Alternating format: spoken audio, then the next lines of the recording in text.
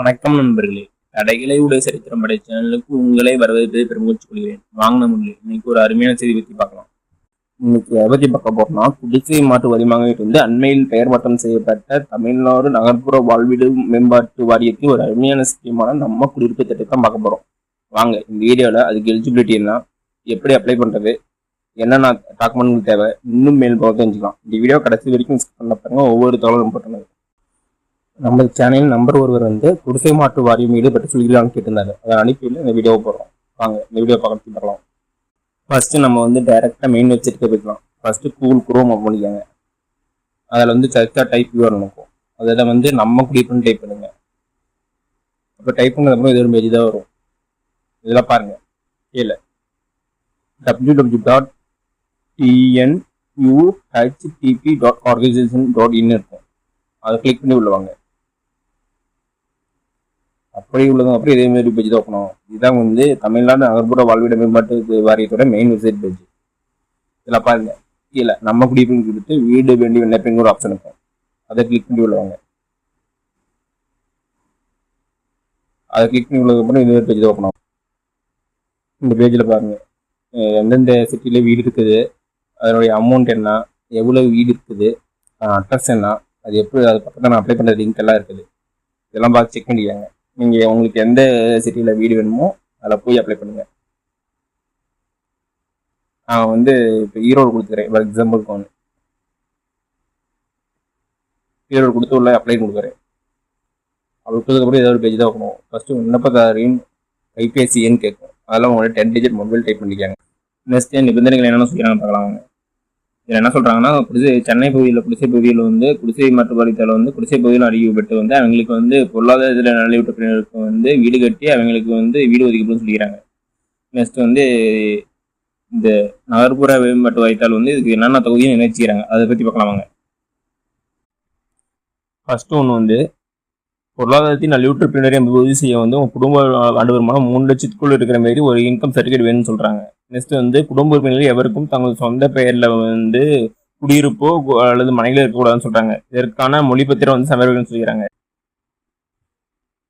Next என்ன சொல்கிறாங்கன்னா, குடிசை பகுதியை ஆட்சேபனை உள்ள அரசு புறம்போக்கு நிலங்களான நீர்நிலை, காப்பு காடுகள், அபாயகரமான பகுதியிலான வெள்ள சேத பகுதிகள், கடலோர பகுதிகள் மற்றும் பேரிடர் பகுதிகளில் வசிப்பவர்கள் இந்த ஸ்கீம் தான் எலிஜிபிள்னு சொல்கிறாங்க. நெக்ஸ்ட் சிதலமடைந்த வாரிய குடியிருப்புகள் வசிப்பவர்களும் இந்த ஸ்கீம் எலிஜிபிள். நெக்ஸ்ட் சாலையோர வசிப்பவர்கள், அப்புறம் திட்டப்பணிகளால் பாதிப்பு குடும்பங்கள் இந்த ஸ்கீமுக்கு நீங்கள் அப்ளை பண்ணலாம் சொல்லிக்கிறாங்க. கீழே நான் விதிமுறைகளையும் நிபந்தனைகளையும் படித்து ஒப்புக்கொண்டேன் அப்படின்னு இருக்கும். அது டிக் மார்க் இருக்கும். டிக் பண்ணிட்டு சமர்ப்பிக்கன்னு கொடுங்க. அப்படி கொடுத்ததுக்கப்புறம் உங்கள் மொபைல் எனக்கு ஒரு ஓடிபி போகும். அதை ஓடிபி கரெக்டாக போடுங்க. ஓடிபி கொடுத்துட்டு சமர்ப்பணம் கொடுக்கும். அப்படி கொடுத்ததுக்கப்புறம் உங்களை ஆதார் எண் கேட்கும். உங்களுக்கு 12 டிஜிட் ஆதார் நம்பர் கரெக்டாக கொடுங்க. கொடுத்துட்டு சமர்ப்பணம் கொடுங்க. அப்படி கொடுத்ததுக்கப்புறம் இதே மாதிரி பேஜ் தான் ஓப்பன் ஆகும். இதெல்லாம் பாருங்கள், உங்களை விண்ணப்பத்தாரின் தகவலும் கொடுத்துருக்கோம். உங்களுடைய பேர் இருக்கும், பாலினம், குடும்ப அட்டை எண் இருக்கும், ஆதார் எண் இருக்கும், உங்களுக்கு என்ன கிராமமும் அது இருக்கும், உங்கள் தாலுக்கா, மாவட்டம், அடுத்து உங்களுடைய அஞ்சல் எண் அதெல்லாம் இருக்கும். அதெல்லாம் கரெக்டாக செக் பண்ணிக்காங்க. செக் பண்ணிட்டு உங்களுடைய கீழே பாருங்கள், உங்கள் தந்தையார் கணவர் பெயர்னு இருக்கும். அதில் உங்கள் தந்தையார் கணவர் பெயரை ஃபில் பண்ணுங்க. நெக்ஸ்ட் உங்கள் மெயில் ஐடி இருக்கும். மெயில் ஐடியில் உங்கள் மெயில் கார்டை ஃபில் பண்ணிக்கோங்க. நெக்ஸ்ட்டு டேட் ஆஃப் பர்த்துக்கு இருக்கும். அது உங்களுடைய ஆதார் கார்டில் இருக்கிற மாதிரி டேட் ஆஃப் பர்த் ஃபில் பண்ணிக்கோங்க. நெக்ஸ்ட் உங்கள் வயது என்னவோ கரெக்டாக ஃபில் பண்ணிக்கோங்க. நெக்ஸ்ட் உங்களுடைய மொபைல் நம்பர் ஆல்ரெடி டிஸ்பிளே இருக்கும், கரெக்டாக செக் பண்ணிக்கோங்க. நெக்ஸ்ட் உங்களுடைய முகவரியை பற்றி கேட்கும். உங்கள் கதவு நம்பர், அதில் உங்கள் கதவு நம்பர் என்னவோ கரெக்டாக டைப் பண்ணிக்கோங்க. நெக்ஸ்ட்டு உங்கள் தெரு பெயர், உங்களுடைய ஸ்ட்ரீட் நேம் என்னவோ அதை கரெக்டாக டைப் பண்ணுங்கள். அடுத்தது உங்களுடைய கிராமம் கரெக்டாக உங்கள் வில்லேஜ் நேம் கரெக்டாக டைப் பண்ணிக்கோங்க. அடுத்து உங்களுடைய என்ன தாலுக்கா கேட்குறாங்க, அதில் உங்கள் தாலுக்கா கரெக்டாக டைப் பண்ணிக்கோங்க. நெக்ஸ்ட்டு உங்கள் மாவட்டம் தேர்ந்தெடுக்குது. உங்களோட மாவட்டம் என்னவோ அதை கரெக்டாக செலக்ட் பண்ணிக்கோங்க. நெக்ஸ்ட்டு உங்கள் அஞ்சல் எண், அதில் உங்கள் பின்கோட் நம்பரை கரெக்டாக ஃபில் பண்ணிக்கோங்க. நெக்ஸ்ட்டு உங்களுடைய பெர்மனன்ட் அட்ரஸ் கேட்குது. மேலே உள்ள முகவரினா ஆம்னு கொடுங்க, இல்லைன்னு கொடுத்து திரும்பவும் அந்த டீட்டெயிலாம் ஃபில் பண்ணுங்க. கதவு நம்பரு, தெரு பெயர், கிராமம், தாலுக்கா, உங்களுடைய மாவட்டம், அஞ்சல் எண் அதெல்லாம் கரெக்டாக ஃபில் பண்ணிக்கோங்க. நெக்ஸ்ட் என்ன கேட்குறாங்கன்னா, உங்களுடைய தற்போது குடியிருப்பு விவரங்கள், வீடு என்ன வீடோ அதில் தேர்ந்தெடுக்கணும். ஒரு சில ஆப்ஷன்லாம் கொடுக்குறாங்க, கரெக்டாக தேர்ந்தெடுக்கிறாங்க. அடுத்து கூரைன்னு கொடுத்து ஒரு சில ஆப்ஷன் கொடுக்குறாங்க, அது உங்களுக்கு எதுவோ கரெக்டாக செட் பண்ணிக்கிறாங்க. சமையலறை இல்லாத மொத்த அறைகள், இப்போ வந்து இப்போ குடியிருக்கிறீங்களா, அப்போ வந்து சமையலறை இல்லாத மொத்தம் எத்தனை அறைகள் இருக்குன்னு கேட்டுக்கிறாங்க, அதை கரெக்டாக ஃபில் பண்ணிக்காங்க. நெக்ஸ்ட் வந்து உங்களுடைய பேங்க் டீட்டெயில்ஸ் கேட்குறாங்க. உங்களுடைய வங்கி கணக்கு எண், உங்களுடைய அடுத்து நெக்ஸ்ட் உங்கள் வங்கியின் பெயர், உங்கள் வங்கியின் பெயரை கரெக்டாக செலக்ட் பண்ணிக்கோங்க.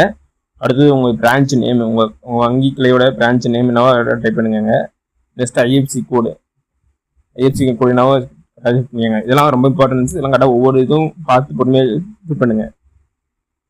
நெக்ஸ்ட் வந்து உங்களுடைய கம்யூனிட்டி கேட்குறாங்க. மற்ற தகவலில் ஃபஸ்ட்டு வந்து உங்களுக்கு கம்யூனிட்டி என்னவோ, உங்கள் மதம் என்னவோ செலக்ட் பண்ணிக்கோங்க. நெக்ஸ்ட் வந்து உங்களுக்கு சமூகம் கேட்குறாங்க. இதில் தேர்ந்தெடுங்க, அதில் கொடுத்து உங்களுக்கு சமூகம் என்னவோ கரெக்டாக ஃபில் பண்ணிக்கோங்க. நெக்ஸ்ட் வந்து இவ்விடத்தில் வசித்து வரும் வருடங்களின் எண்ணிக்கை, எத்தனை வருஷம் வந்து இங்கே வசிக்கிறீங்கன்னு கேட்குறாங்க, அதை கரெக்டாக தேர்ந்தெடுத்துக்கோங்க. அடுத்து விண்ணப்பத்தாரின் நிலை, உங்கள் நிலை என்னன்னு கேட்குறாங்க. ஒரு சில ஆப்ஷன்லாம் கொடுத்துக்கிறாங்க, அதை பார்த்து கரெக்டாக ஃபில் பண்ணிக்கோங்க. நெக்ஸ்ட் வேலையின்மை தன்மை, நீங்கள் என்ன வேலை செய்கிறீங்கன்னு கேட்டுக்கிறாங்க, அதை கரெக்டாக பார்த்து செலக்ட் பண்ணிக்கோங்க. அடுத்து உங்கள் குடும்பத்தின் சராசரி மாத வருமானம், மாத வருமானம் கேட்குறாங்க. அதில் உங்களோட மாத வருமானம் என்னவோ, குடும்பத்தின் மாத வருமானமோ அதை கரெக்டாக ஃபில் பண்ணணும். குடும்பத்தின் மாத வருமானம் கரெக்டாக ஃபில் பண்ணுவாங்க. குடும்பத்தில் யாராவது வருமானம் செலுத்துகிறாரா, ஆம்னா ஆமன் கொடுங்க, இல்லைன்னா இல்லைன்னு கொடுங்க. இந்தியாவில் சொந்த வீடு உள்ளதான்னு கேட்டுக்கிறாங்க, ஆம்னா ஆம் கொடுங்க, இல்லைன்னா இல்லைன்னு கொடுங்க. நெக்ஸ்ட் வந்து கீழே குறிப்பிட்ட வகைகளில் நீங்கள் சேர்க்கப்பட்டுவீர்களான்னு கொடுக்குறாங்க. அதாவது நீங்கள் மாற்றுத்திறனாளின்னு கேட்டுக்கிறாங்க, ஆம்னா கொடுங்க, இல்லைன்னா இல்லைன்னு கொடுங்க. ஆம் கொடுத்தா அதுக்கான டாக்குமெண்ட் கொடுக்கணும் நம்ம. நீங்கள் கணவனை இழந்தவரா, ஆம் எனில் அதுக்கு ஆதார இணைக்கப்படும் நினைக்கிறாங்க, ஆம்னா ஆம் கொடுங்க, இல்லைன்னா இல்லைன்னு கொடுங்க. நீங்கள் கணவராக கைவிடப்பட்டாரா, ஆம்னா ஆம் கொடுங்க, இல்லைன்னா இல்லைன்னு கொடுங்க. நீங்கள் ஆதரவற்றவரா, ஆம்னா ஆம் கொடுங்க, இல்லைன்னா இல்லைன்னு கொடுங்க. நெக்ஸ்ட் வந்து நீங்கள் முன்னாள் இராணுவத்தினரா, ஆம் எனில் ஆதாரம் இணைக்கப்படும் செய்கிறாங்க. நெக்ஸ்ட் வந்து உங்களுடைய குடும்ப உறுப்பு விவரங்கள் வந்து நீங்கள் கொடுத்த ஆதார் நம்பர் பேஸ் பண்ணி அதில் வந்து இருக்கும். அதில் வந்து உங்கள் பெயர், பாலினம், உறவு முறை, உங்களுடைய பெயரும் பாலினம் இருக்கும், அதை கரெக்டாக செக் பண்ணிக்கோங்க. நீங்கள் வந்து உங்களுடைய வயது என்னவோ அதை கரெக்டாக ஃபில் பண்ணிக்கோங்க. உங்களுடைய உறவு முறை கரெக்டாக தேர்ந்தெடுங்க. நெக்ஸ்ட் பக்கத்தில் உங்கள் ஆதார் நம்பர் கேட்குறாங்க, அதை கரெக்டாக ஃபில் பண்ணிக்கோங்க. நெக்ஸ்ட் வந்து என்னென்ன டாக்குமெண்ட் வேணும்னு சொல்லி கொடுக்குறாங்க பாருங்கள். ஃபஸ்ட்டு விண்ணப்பத்தாரின் புகைப்படம் கிடைக்கிறாங்க, கரெக்டாக செலக்ட் பண்ணி உங்கள் ஃபோட்டோவை விண்ணப்பத்தாரின் ஃபோட்டோவை அப்லோட் பண்ணிக்கோங்க. நெக்ஸ்ட்டு குடும்பத் தலைவரின் புகைப்படம், அதுவும் குடும்பத் தலைவரின் புகைப்படத்தை கரெக்டாக செலக்ட் பண்ணி அப்லோட் பண்ணிக்கோங்க. குடும்பத் தலைவியின் புகைப்படம், உங்கள் குடும்பத் தலைவியின் புகைப்படத்தை செலக்ட் பண்ணி அப்லோட் பண்ணிக்கோங்க. இது மூணும் வந்து ஜேபிசி ஃபார்மேட்டில் மேக்ஸிமம் 2 MB இருக்கணும். மற்றதெல்லாம் வந்து PDF ஃபார்மேட்டில் வேணும், அது 2 MB. அது என்னன்னா குடும்பத் தலைவரின் ஆதார் அட்டை, நெக்ஸ்ட் வந்து குடும்ப தலைவியின் ஆதார் அட்டை, அடுத்தது ரேஷன் கார்டு, அடுத்து வருமான சான்றிதழ், வங்கி பாஸ். இந்த டாக்குமெண்ட்லாம் வந்து மேக்ஸிமம் வந்து 2 MB PDF ஃபார்மேட்டில் வந்து அப்லோட் பண்ணுவோம். கீழே வந்து 2 பாயிண்ட் கொடுத்துக்கிறாங்க.